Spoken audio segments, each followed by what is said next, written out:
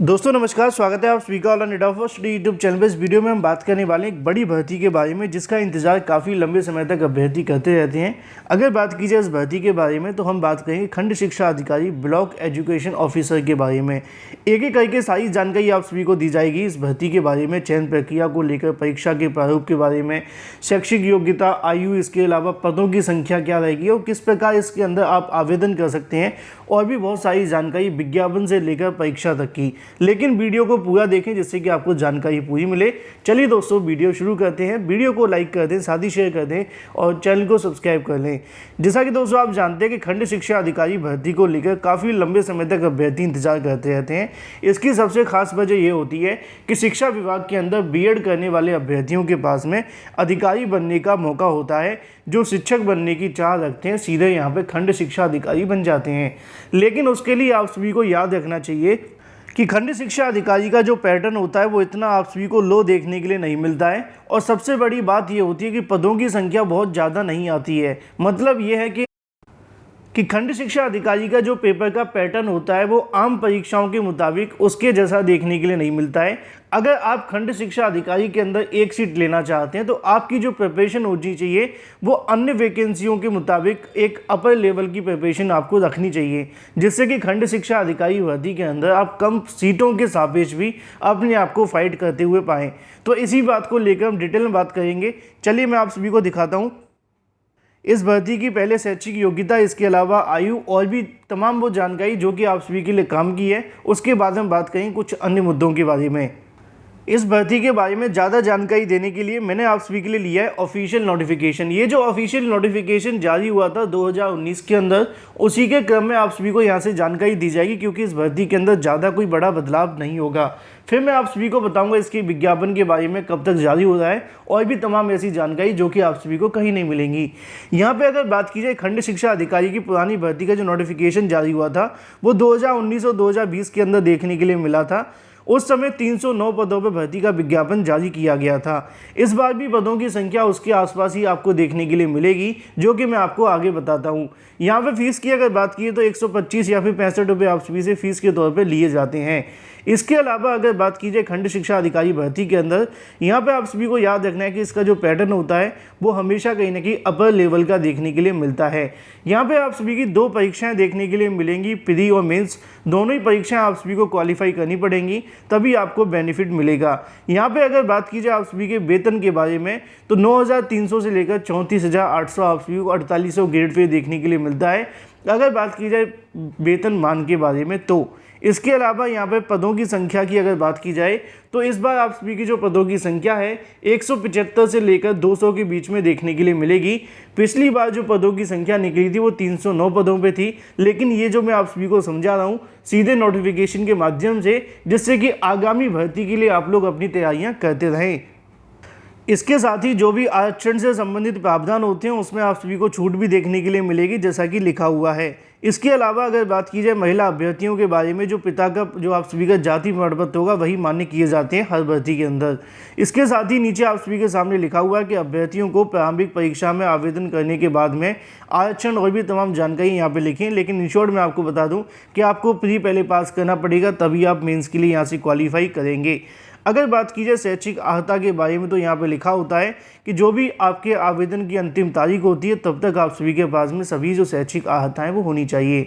यहाँ पे आप सभी के सामने अनिवार्य योग्यताएं लिखी हुई है कि भारत में विधि द्वारा स्थापित किसी विश्वविद्यालय से शिक्षा शास्त्र के अंदर स्नातक उपाधि या फिर सरकार के द्वारा उसके समकक्ष मान्यता प्राप्त कोई अर्हता अगर आपके पास है तो आप इसके लिए आवेदन कर सकते हैं। इन शॉर्ट में आप सभी को बता दूं, बीएड और एलटी करने वाले अभ्यर्थी इसके लिए आवेदन करेंगे। एलटी वाले जो अभ्यर्थी वो आजकल मिलते नहीं, क्योंकि ये डिप्लोमा काफ़ी साल पहले बंद हो चुका है, लेकिन बीएड वर्तमान में जारी है। तो बीएड वाले जो अभ्यर्थी होंगे वो इसके लिए आवेदन करेंगे। अभी तक बीटीसी वाले छात्रों को इसमें आवेदन करने का मौका नहीं मिलता है। पिछली बार भी जब भर्ती आई थी तब मामला कोर्ट में भी गया था, उसके बाद याचिका को खारिज कर दिया गया था। इसके साथ ही कुछ और जानकारी नीचे लिखी हुई है आयु सीमा के बारे में। 21 से लेकर 40 वर्ष की आपको जो आयु सीमा है वो इसके अंदर आपको देखने के लिए मिलती है। अगर आप इसके लिए 21 से 40 वर्ष के हैं तो अवश्य आवेदन करें। नीचे लिखा हुआ है कि आप सभी की मुख्य परीक्षा के संबंध में प्रारंभिक परीक्षा में सफल होने वाले अभ्यर्थी को मुख्य परीक्षा के लिए अलग से आवेदन करने होंगे, जिसकी फीस के बारे में भी यहाँ पर जानकारी दी गई है। उत्तर प्रदेश लोक सेवा आयोग के माध्यम से आने वाली भर्तियों के अंदर आपको पता होना चाहिए कि 35 से 40% का जो कट ऑफ है पहले से निर्धारित होता है। अगर इससे कम भी अभ्यर्थी लाते हैं तो चाहे वो सीटें सभी खाली चली जाए, उनको नौकरी नहीं मिलेगी। तो कम से कम आपको बीईओ के अंदर 35 से 40% लाने होंगे, पहला टारगेट। उसके बाद में मैक्सिमम जितने आप ला सकें, क्योंकि उसी से आप सभी की जो मेरिट है वो बनती है। यहाँ पे आप सभी के सामने कुछ और जानकारियाँ देखने के लिए मिल जाती हैं, चाहे अगर बात की जाए आप सभी के सामने जन्म तिथि के बारे में या फिर कुछ और। जब भर्ती आएगी तो ये सारी जानकारी आप सभी को पढ़कर बता दी जाएंगी। ओएमआर पे आप सभी का जो क्वेश्चन है वो देखने के लिए मिलते हैं। इसके अलावा यहाँ पे आप सभी के सामने अगर बात की जाए तो नेगेटिव मार्किंग भी देखने के लिए मिलती है खंड शिक्षा अधिकारी के अंदर। नेगेटिव मार्किंग 1/3 की देखने के लिए मिलती है।